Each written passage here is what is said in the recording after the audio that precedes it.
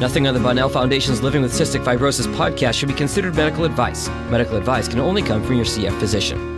Cystic fibrosis can be a devastating diagnosis, but living with the disease can bring positivity and a new appreciation for each day. From the Bonnell Foundation in Detroit, Michigan, it's the Living with Cystic Fibrosis podcast, sponsored by Viatris, Genentech, and Vertex. Here's your host, Laura Bonnell.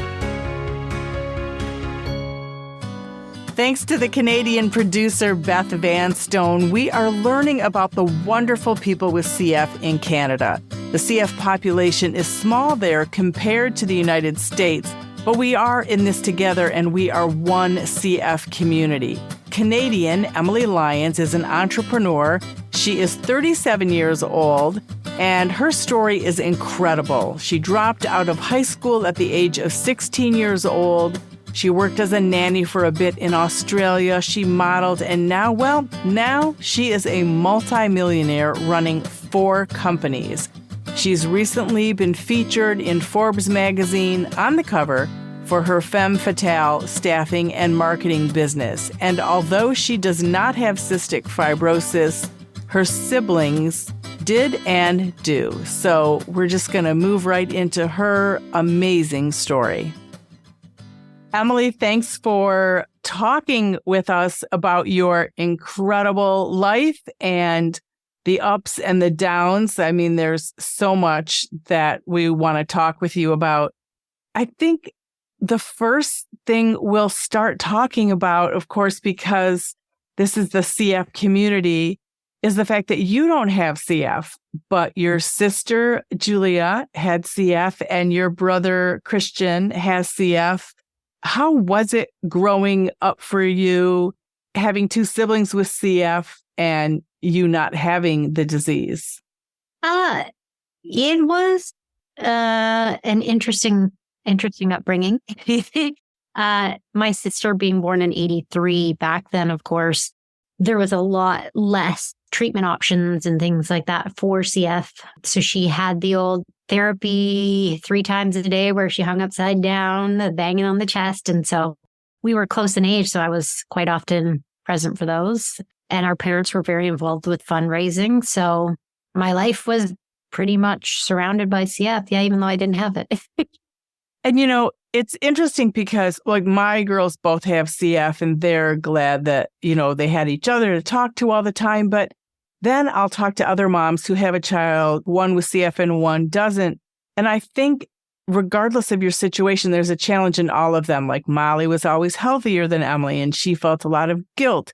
So I just wondered, you know, what the dynamics were. Did you feel like I have to help them all the time or support them? Or was it just, you know, it just was what it was? It's funny because people would ask me, do you feel guilty that you're the healthy one? I got that a lot throughout my life and as a kid, and it was weird as a kid. And I didn't understand. And I remember saying to my parents when I was really little, I want to have CF, because I didn't understand what it meant. And I just saw that she got a lot of attention and a lot of gifts because she was always in the hospital. And so everybody, of course, would visit her and bring gifts. And I didn't understand. I thought that this was fun and exciting. And then as I got older and I started to understand more, then I felt the need to be the caretaker and to step into that role. And I never really felt guilty because it wasn't something that I could ever control. But I felt that I wished I could have done more. And I wish I'd understood at a younger age and been there more for them. It's so honest of you to share it too, because I think there are so many emotions from being a parent with kids who have CF and that guilt, and as a sibling and everything. Tell us about Julia, your relationship with her. She did pass away in 2011 at the age of 27, right? But tell us about her, you know, the person that she was, and then how you have honored her. Yeah, so we're only 2 years apart in age, so we were very close. And she was a firecracker, very outspoken, and just my favorite person. I never actually really thought that she was going to pass away because there'd been so many close calls throughout our life. So it was really shocking when it did happen, and just left this huge void in my life and changed who I was on every level. And that is really, it changed how I showed up in the world. It changed my businesses, what I was doing, who I was as a person, and ultimately why I started the Julia Lyons Foundation and Jewels. Because one, I didn't want people to forget about her. And I wanted a way to carry her on and keep her voice alive. And so that was really what I was doing through those. And it was also a way for me to express my grief for her by creating those, and then a way for me to do good in the world. Because when I lost her, that was really what became the focus. It was all the good things that she did for people. People constantly telling me, oh, she did this for me, she did that for me, and sharing their memories. And so it became apparent to me that was really what was important, was our legacy and what we do and we leave behind. So yeah. And she was incredible.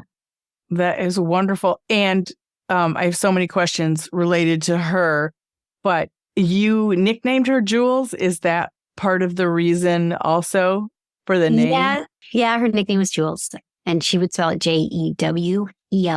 And so we shortened it to JWLS. And so there's some beautiful items on there too. And we have the link in show notes so people can check it out. I always ask this because I believe it's true in my family that cystic fibrosis has empowered us. I do feel, of course, we dislike the disease. It's horrible, but because we have it, I do think that it's changed our lives and empowered us. And I wondered how you feel about it, having lost one of your two siblings to this. There are definitely some benefits in terms of, how strong it makes you, the people that you meet, the community that you build, and how you view life and how you appreciate it. And you appreciate things like being able to breathe, being able to use your body and use your lungs and all of those things that so many of us take for granted until it's too late or until something happens. But you grow up not taking it for granted for the most part. And so I do think that there are absolutely benefits to it. As much as I hate it and wish it never existed, there are the benefits when you look for them. Absolutely. So she did have a double lung transplant. Is that correct? 2 double lung transplants. 2. And she was listed for a 3rd, but then she was too sick. So they took her off the list. You've told us a little bit about her, but what was her outlook on life? What did you take away from, in addition to how you're remembering her through your nonprofit, how did you feel that she wanted to be remembered? How she wanted to be remembered. It's an interesting question. She never really said how she wanted to be remembered, but I think she just wanted to be remembered. Her fear, I know, was that people would forget about her, that her life would not have meant anything. The suffering and all of that wouldn't have meant something. And so that's really why I try to talk about her as often as I do and infuse her into so many things and bring her with me, because I feel quite often that my life is her life too. And I try to carry her with me and carry her heart with me and bring her with me. And so, when I do a lot of the things I do, I keep that in mind. Anyone who's lost someone knows that is how we keep them alive, right? We remember them, we talk about them, we celebrate them. And it's funny because people will say they'll apologize for bringing her up sometimes. Be like, oh, sorry, I don't mean to bring that up. And I say, no, I want you to bring her up. I want to hear about her. I want you to say her name. It doesn't upset me. It makes me feel good to talk about her. Absolutely. And what are one of your funniest memories with her growing up? Well, we used to do all kinds of funny things. We used to hide out in our attic and we'd make prank phone calls, and we were really little and we were prank phone pizza, and they called us back and said if we did it again, they were going to call the police. And I remember her making me promise we would never tell anybody what we'd done because she thought we were going to go to jail. We were only 5 and 7. But at her memorial, one of her doctors came and spoke from Toronto General. And he said, that Julie and I had been like this pair, and he'd always laughed about how we'd look at each other and we'd know what the other one was saying without saying anything. And then we'd giggle. And he talked about this one time that I didn't remember, but I guess we'd been on the phone together. And he came in with another doctor and they were standing there and Julie's saying, okay, I got to go, Em. Like the doctors are here. And she's like, no, I'm not saying that. Em, no. Oh, and then giggling back and forth. And yeah, those are some of my favorites. But there's so many. Right. So special. And thank you for sharing. And then how is your brother, Christian? How's he doing? He is doing so good. So he got Trikafta a couple years ago and he's just done amazing on it. And it has been incredible to see. Like the other day we went for a bike ride and like he says to me, we went up this big hill and he's like, I didn't cough at all. Like I would have never been able to do that. And so it's like those moments where you get goosebumps and you're like, oh my gosh, like these are the things that we wished for and prayed for and just fundraised for years for this moment right here where you can ride up a hill and not be gasping for breath. Or when I remember the first time after a couple months after he'd started it, we were laughing at something being silly. And he turned to me, he's like, I didn't cough because he would always break out into a coughing fit when he would laugh. And so, no, he's doing amazing. And his mental health had really taken a toll before he'd gotten it. And afterwards, just with all of it, he's just, all around mental, physical, everything has just been doing fantastic for him. And he's been traveling the world now. And he, 2 months ago, jumped out of a plane. Wow. Went skydiving. Yeah. Against the doctor's recommendation. But he's determined. He is like, I've got this lease on life. I'm going to live it to the fullest. And he turns 30 actually in October. And when he was born, his life expectancy was 30. So we are going to have a big celebration. Oh, absolutely. You have to. That sounds fantastic. And, it's funny that you say that because we were just in Chicago with my daughter, Emily, who's 26, and we walked up 4 flights of stairs outside when we were walking around the pier. And we got to the top of the stairs. Emily's also on the CF modulator. And she said, Mom, can you believe I made it up these stairs? And I was like, oh my gosh, it's amazing. Like you forget, she went on it, then had a severe reaction, went off of it. It was devastating. And so she's only been back on it since January. So she's still noticing everything. And now she can run like 5 miles a day where she couldn't even run a mile. So that feeling that your brother had, like, doesn't it just, it's overwhelming. You're just like, oh my gosh. It's just something everyone else thinks is so little, but he can laugh without having a coughing fit. And it's like his whole life, he'd never experienced it. Like, even like he said to me, he's like, I can take a deep breath. And he's like, he'll show me because he's like, I could never do that before. It was just so crackly and like wheezy. And it's like, you never stop and think like how that breath that you just took, how amazing that is. But no. It is amazing. And it's hard to go backwards, right? But Julia, I mean, she would have loved this, right? She would have been so happy for your brother and to know about all of these new modulators. She adored our brother. And that was like one of the hardest things for her was knowing that he was going to have the same fate she did. But he has had it so much better than her. Yeah, it affects everyone so differently. It's very hard to predict, but in such a short time, these new medications and the stuff that's on the horizon offers so much hope. Oh, yeah. It's been a game changer, total game changer. And so now he's doing well mentally and inspired because it sounds like he's doing everything he wants to do.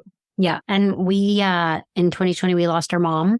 She got cancer and she passed suddenly and they always lived together their whole life. And we didn't think that he'd ever be able to live on his own and to do his care and all of that. And so after that had happened, before he got access to the medication, he was very much in that mindset of the worst things always happen to our family. They always happen to me.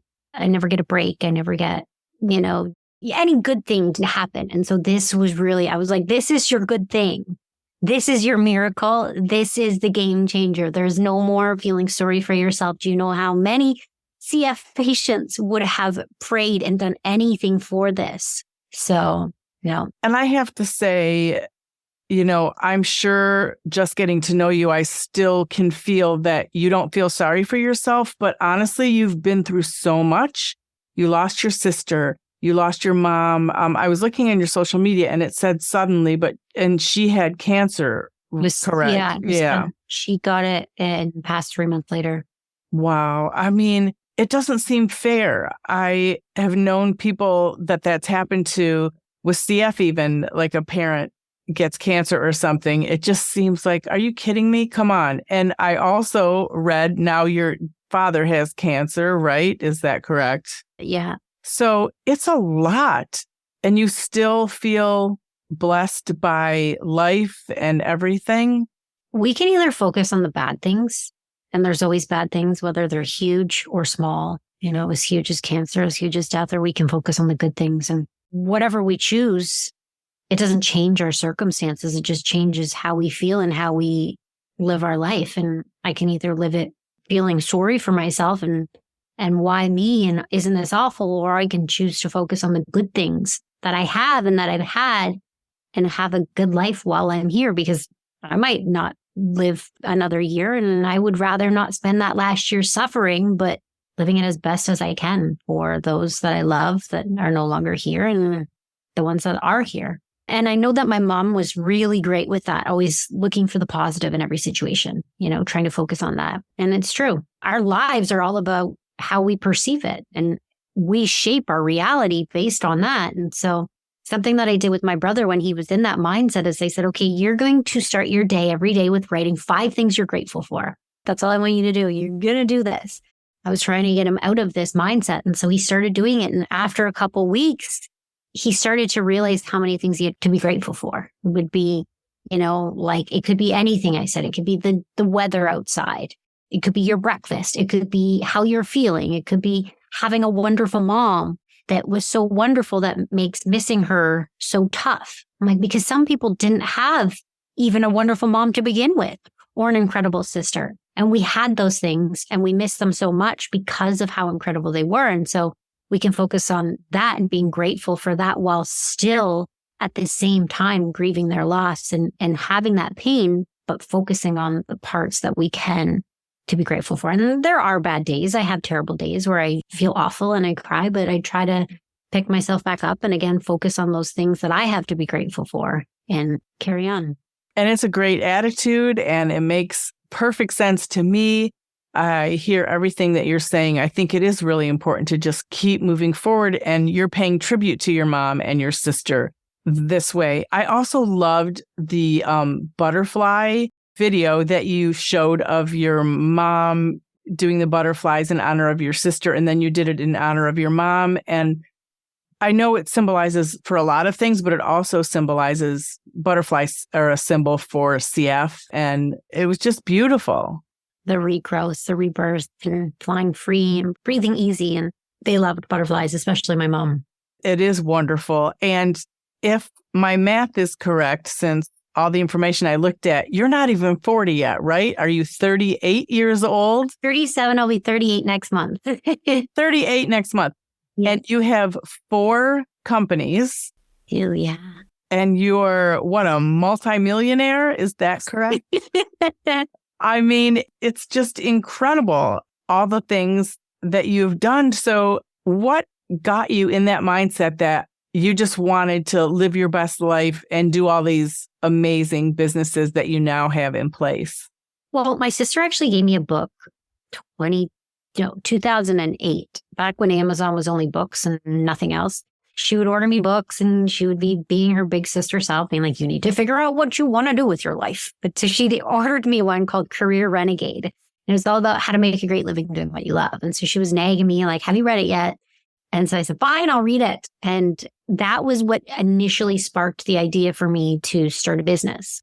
And so she was like, would joke that she technically owned half because she gave me the idea for it. But that was it. And when I started it, I found a newfound passion that I'd never found before. And it made building businesses so much fun, so exciting for me. And yes, it's hard and it's a lot of work, but I love it. And I love the creativity that it gives me. I love the lifestyle that it's been able to afford me to take care of my family and make sure that they, you know, I'm sure you've probably had it where when people are sick in the family, it can be tough. And when I was growing up, and Julie would be in one hospital in Toronto and Chris would be in a hospital in London, and both my parents are off staying with the other siblings, money would be really tight. And it was a struggle. And not only are we worried that, you know, is my sister going to survive, but how are we going to pay the bills? How is my family going to pay the mortgage? And so I never wanted my family to have that struggle anymore. And so once I figured out, hey, I'm pretty good at business, I was like, all right, I can do this and I can make sure that they don't have to worry again and that they can just enjoy their life. And that is pretty amazing because you were on the cover of Forbes magazine and featured. And in that article, they talked about when you dropped out of school at 16. And at that point, did you ever think, I'm going to be on the cover of Forbes magazine one day and have 4 businesses? No, entrepreneurship would never cross my mind. I don't even know if I knew really what it was. I had no idea what I was going to do. I thought a million different things. I thought maybe I'll be a dental hygienist or, you know, just random different things, but I could never stick to it because I never had passion behind it. But I knew that I wanted to do something big. I wanted to figure something out that could help people change lives in some capacity. But I just didn't know what that was, and I didn't know how to figure it out. I was pretty lost for a while. Well, I'd say you have found your way. It definitely looks like. And Femme Fatale, was that the first company that you started? Yeah, back in 2009. And that is modeling, and it's also, you have people who work events. Yes, so we're an event staffing agency as well as modeling. So we've got about 15,000 staff that work for us across North America.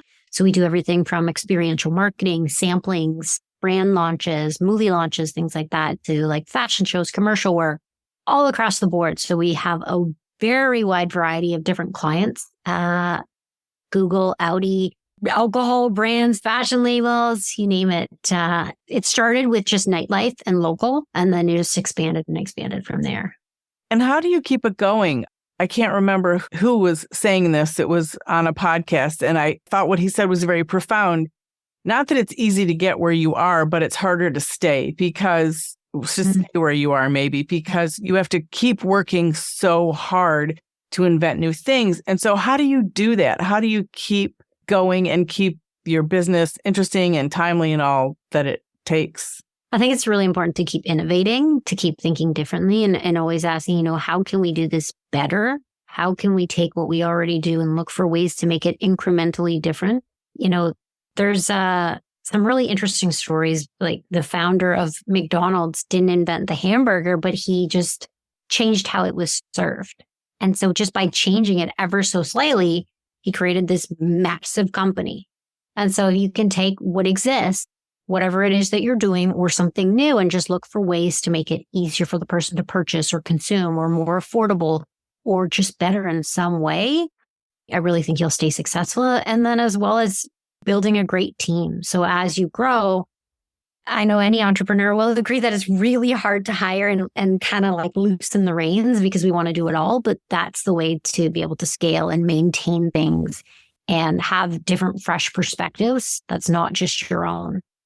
And I think that is the hard thing, even with my nonprofit. Sometimes you do think, oh my gosh, it's easier if I just do it all, or I don't, want to ask a volunteer to do something. Oh my gosh, I'm asking so much of them. And then like I have found out, people do want to volunteer and they do want to help. And that's what builds your foundation or your company, right? Totally. We can't do everything. My mom used to say, you can do anything, but you can't do everything. Oh, I like that. That's a brilliant saying. You should put that on a t-shirt. I really like that. I think that's great. Good.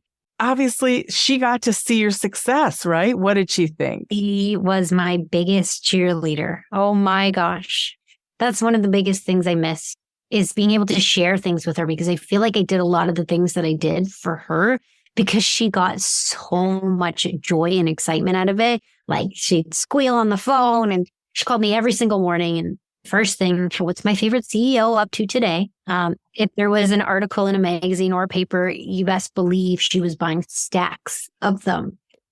She would go and put them around town, like drop them off to her bank teller or her insurance broker. Like if I'd win an award, she would be there in the front row. Like, yeah, she was just the best support system that you could ever hope for.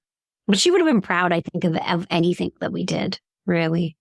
Yeah, that's what moms do. I mean, I love that. That's terrific. And so tell us about your other companies and how you keep growing and kind of what you're hoping to move toward for the future.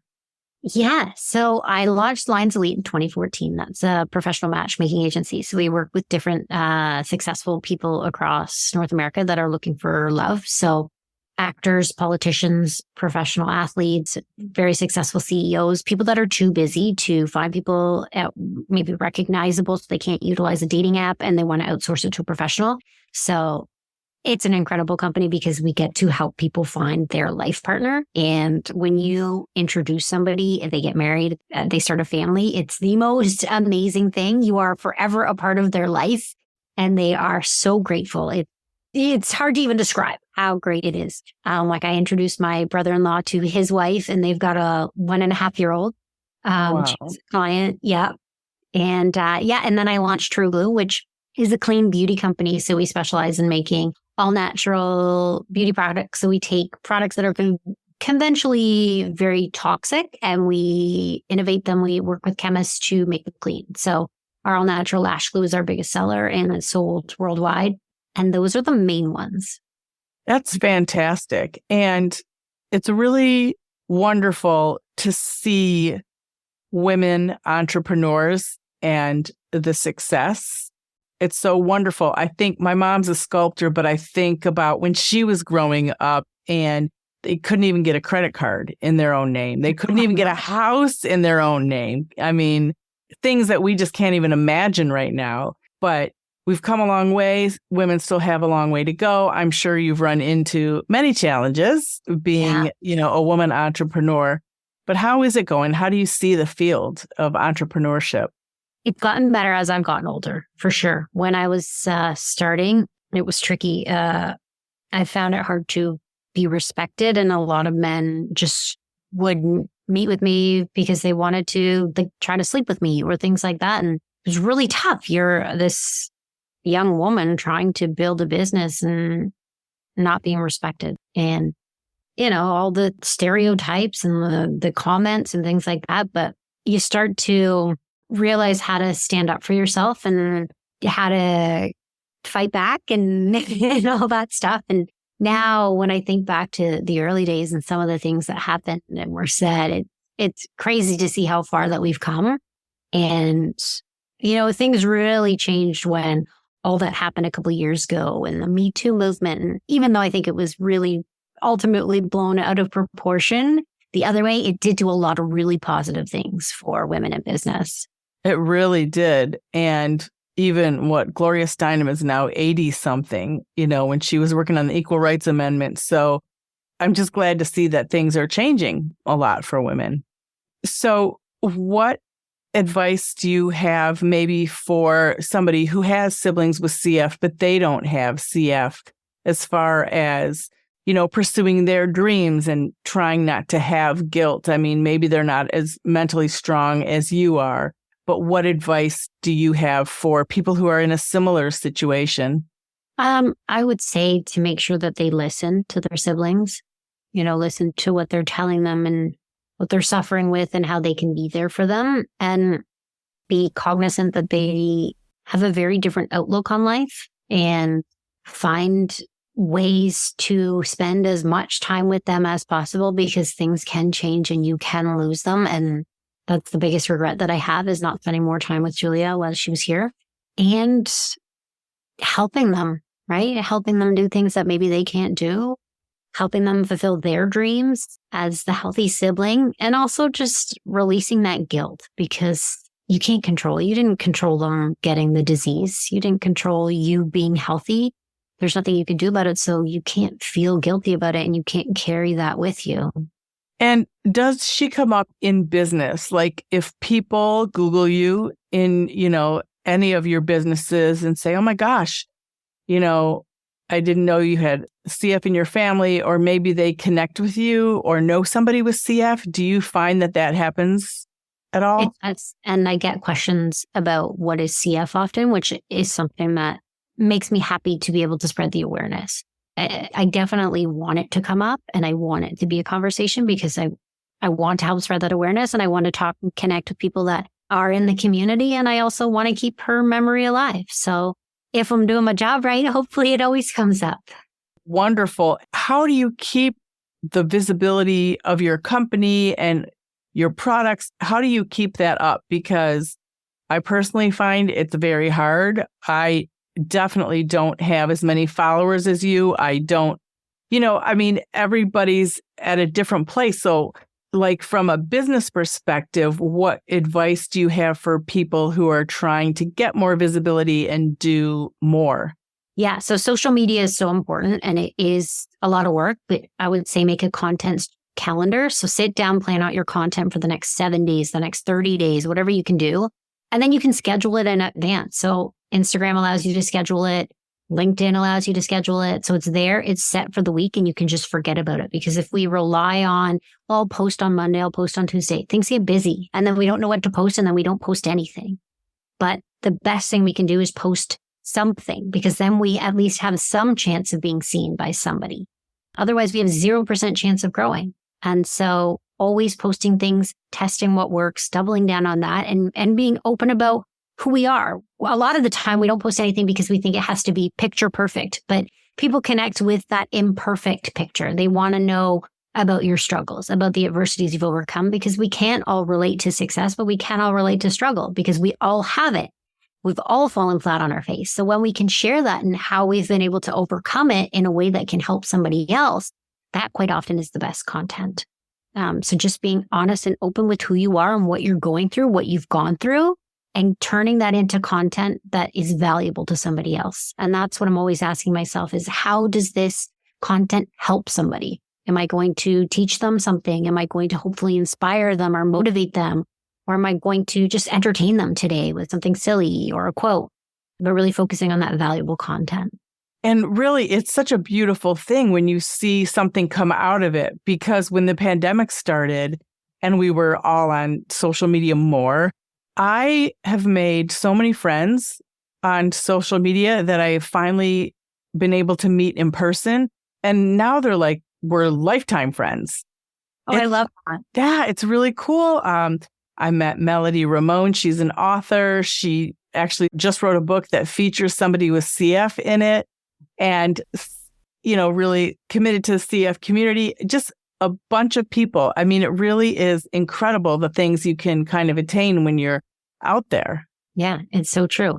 And you never know until you start putting yourself out there consistently. And that's the thing with social media and visibility is consistency. You have to keep showing up. We've got that short attention span. So posting once a month is not going to cut it. How are you balancing everything? I think your companies are all, the ones you talked about in this podcast, are all so interesting. I mean, the makeup and the dating apps, I'm sure, is very successful for people who aren't on the regular apps. And then your Femme Fatale as well. How am I sorry? How are you balancing it all and trying to keep all of them successful and different and keep it going? Yeah. So luckily I've got a great team. And so I delegate whatever I can, and then I systemize whatever I can, and I plan it out ahead of time and try to make it really easy, and always focusing on innovating. And there's so many tools now that make things easier for you, like ChatGPT can help you create great content or solve different problems. And so utilizing any of those tools that can help make your job easier, and delegating whatever you can, I'll delegate the smallest things just so it gives me a little bit more time in the day, because everything we do is taking that bandwidth from us. And so the more we can delegate to make our lives, even if it's so that we can have time to just have a walk and think creatively, then great. But some days I don't know. It's a lot. It is a lot. What are your big dreams? Is there any travel or what other things do you like to do when you're not managing all the businesses that you have? I love to read. I love my romance books, my Colleen Hoovers, and I read a lot. So I read 2 books this past month and got a stack beside the bed. So that's really what I absolutely love and I look forward to. Just when I've got time off is like a cup of tea and a book.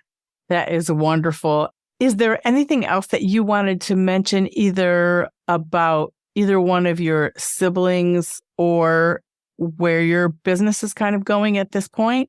My little brother, so Christian, started his own company called Labels by Lyons. So Labels by Lyons, Lyons. And he is a young entrepreneur and I would love it if anybody listening checked out his stuff. He's just launched these new sweaters with these animal designs on it because he's a huge animal lover and all about saving the environment. So I'm so proud of him for that. And he's really working on getting that off the ground. He just did a photo shoot recently and I had to go and be in it for him because he didn't have a female model for it. And so it was him and I in all the photos. That is terrific, though. I love that. It's family. And you're all obviously so smart.